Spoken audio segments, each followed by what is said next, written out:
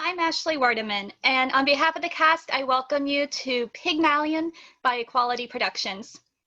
We at Equality Productions ask that you appreciate or show your appreciation for our actors' talent by making a donation of money and or of time to a local theater on behalf of an actor in the show or on behalf of Equality Productions.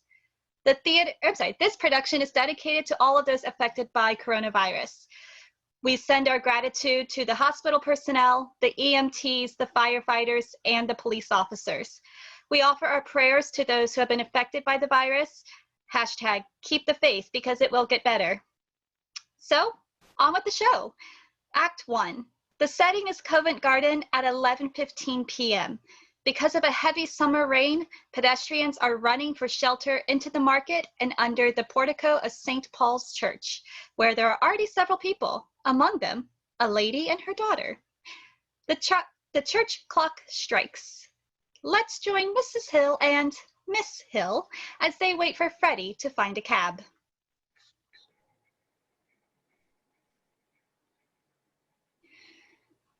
I'm getting chilled to the bone. Where can Freddie be all this time? He's been gone 20 minutes. Not so long, but he ought to have got us a cab by this. He won't get no cab, not till 11:30, missus, when they come back after dropping their theatre fares. But we must have a cab. We can't stand here till 11:30. It's too bad. Well, it ain't my fault, missus. If he had a bit of gumption, he would have got to one at the theatre door. What could he have done, poor boy? Other people got cabs. Why couldn't he? Well, have you got a cab? There's not one to be had for the love of money. Oh, Freddie, there must be one. You can't have tried. It's too tiresome. Do you expect us to go out to get one ourselves? I tell you, they're all engaged. The rain was so sudden, nobody was prepared, and everybody had to take a cab. I've been to Charing Cross one way and the Ludgate Cross the other, and they were all engaged.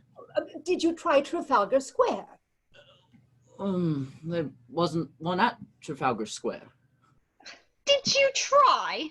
Well, I tried as far as Charing Cross Station. You expect me to walk to Hammersmith? Oh, you haven't tried at all. You really are very helpless, Freddie. Go again and don't come back until you have found us a cab. I shall simply get soaked for nothing. And what about us? Are we to stay out here all night in this draught with next to nothing on? You selfish pig! Oh, okay, very well, I'll go. And now then, Freddie, look where you're going, dear. Sorry. Oh, there's manners for you. 2 bunches of violets trod into mud. How do you know that my son's name is Freddie, pray? Oh, he's your son, is he? Well, if you'd done your duty by him as a mother should, he'd know better than to spoil a poor girl's flowers and run away without paying. Will you pay me for them? Do nothing of the sort, Mother. The idea. Please, allow me. Clara, have you any pennies? No, I've nothing smaller than a 6pence. Well, I can give you change for a tenner, kind lady. Oh, give it to me. Now, this is for your flowers. Oh, thank you kindly, lady. Make her give you the change. Those things are only a penny a bunch. Do hold your tongue, Clara. You can keep the change. Oh, thank you, lady. Now, tell me how you know that young gentleman's name. I didn't. I heard you call him by it. Don't try to deceive me. Oh, who's trying to deceive you? I called him Freddie or Charlie, same as you might yourself if you was talking to a stranger and wished to be pleasant. 6pence thrown away. Really, Mamma, you might have spared Freddie that. Oh, sir, is there any sign of it stopping? I'm afraid not. It started worse than ever about 2 minutes ago. Oh, dear. If it's worse, it's a sign it's nearly over. So cheer up, Captain, and buy a flower off a poor girl. I'm sorry, I haven't any change. I can give you change, Captain, I can. For a sovereign, I've nothing less. Oh, God, no, do buy a flower off me, Captain. I could charge half a crown. Here, take this for tuppence. Don't be troublesome. There's a good girl. I really haven't any change. Oh, stop. Here's 3 halfpence, if that's any use to you. Oh, thank you, sir. You be careful. Give him a flower for it. There's a bloke here taking down every blessed word you're saying. I ain't done nothing wrong by speaking to the gentleman. I've a right to sell flowers if I keep off the curb. I'm a respectable girl. Oh, so help me. I never spoke to him except to ask him to buy a flower off of me. Oh, sir, don't let him lay a charge on me. You don't know what it means to me. Oh, my God. They'll take away my character and drive me on the streets for speaking to the gentleman. Oh, they'll just... There. Who's hurting you, you silly girl? What do you take me for? It's all right. He's a gentleman. Look at his boots. She thought you were a copper's narc, sir. What's a copper's narc? It's a copper's narc, as you might say. What else would you call it? Sort of informer. Oh, I take my Bible oath I never said a word. Oh, shut up. Do I look like a policeman? Why? Then what did you take down my words for? How do I know whether you took me down right? You just show me what you wrote down about me. Now, what's that? That ain't proper writing. I can't read that. Cheer up, Captain, and haul your flower off a poor girl. It's because I call him Captain. Oh, I meant no harm. Oh, sir, what lame charge get me for a word like that. You just don't understand. Charge? I make no charge. Really, sir, if you are a detective, you need not begin by protecting me against molestation by young women until I ask you. Anybody could see that the woman meant no harm. He ain't a tech. He's a bloomin' busybody. That's what he is. I tell ya, look at his boots. And how are all your people down at Chelsea? Who told you my people come from Chelsea? Never you mind, they did. And how do you come up to be so far east? You were born in Listen Grove. Oh, what harm is there in my living in Listen Grove? It wasn't fit for a pig to live in, and I had to pay 4 and 6 a week. Oh. Live where you like, but stop that noise. Come, he can't touch you. You have a right to live where you please. Park Lane, for instance. I'd like to go into housing question with you, I would. Oh, I'm a good girl, I am. Do you know where I come from? Hoxton? Well, who said I didn't, blimey? You know everything, you do. Ain't no call to meddle with me, he ain't. Of course he ain't. Don't you stand it from him. See here, what call of you to know about people what never offered to meddle with you? Where's your warrant? Well, let him do what he likes. I don't want to have no truck with him. You take us for dirt under your feet, don't you? Catch you taking liberties with a gentleman? Yeah, tell him where he comes from, if you want to go fortune-telling. Cheltenham, Harrow, Cambridge, and India. Quite right. May I ask, sir, do you do this for your living at a music hall? I've thought of that. Perhaps I shall someday. He's no gentleman. He ain't to interfere with a poor girl like that. Where on earth can Freddie be? I shall get pneumonia if I stay in this draught any longer. Earl's Court. Will you please keep your impertinent remarks to yourself? Did I say that out loud? I didn't mean to. I beg your pardon. Your mother's Epsom, unmistakably. Oh, how very curious.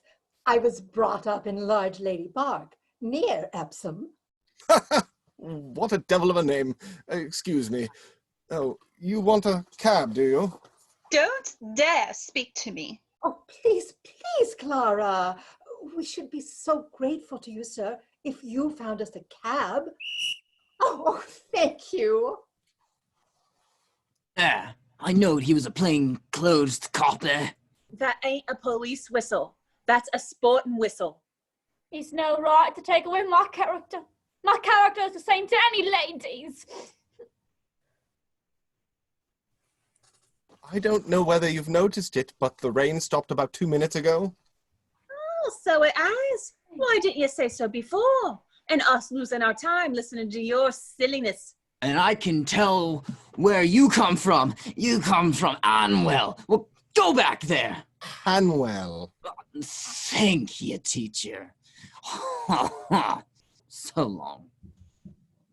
Frightening people like that. How would he like it himself? It's quite fine now, Clara. We can walk to a motor bus. Come. But the cab? Oh, how tiresome.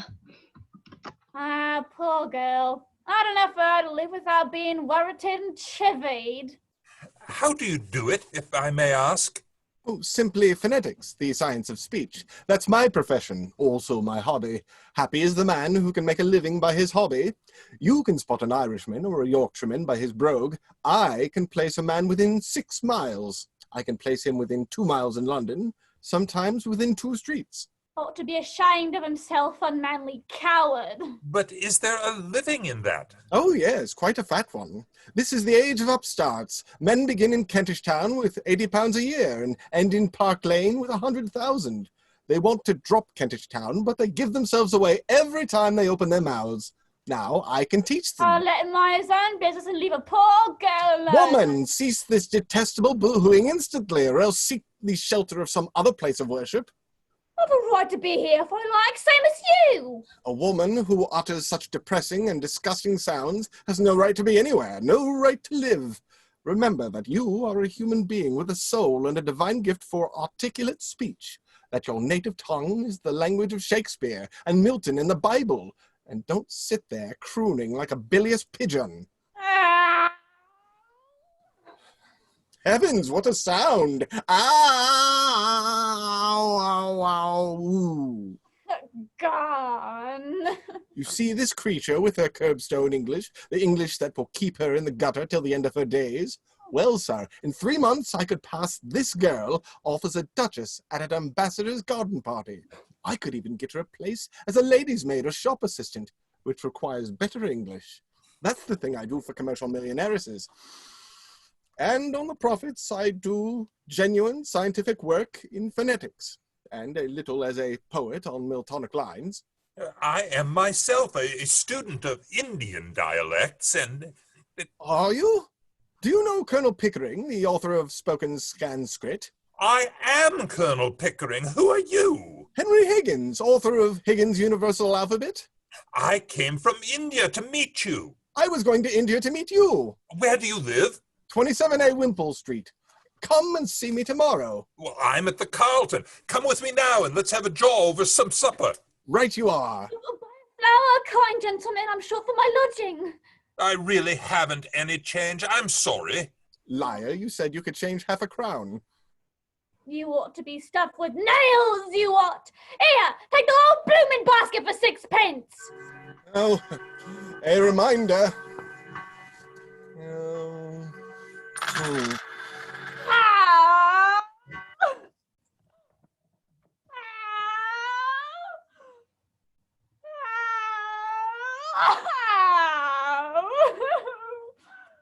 I got one at last. Hello.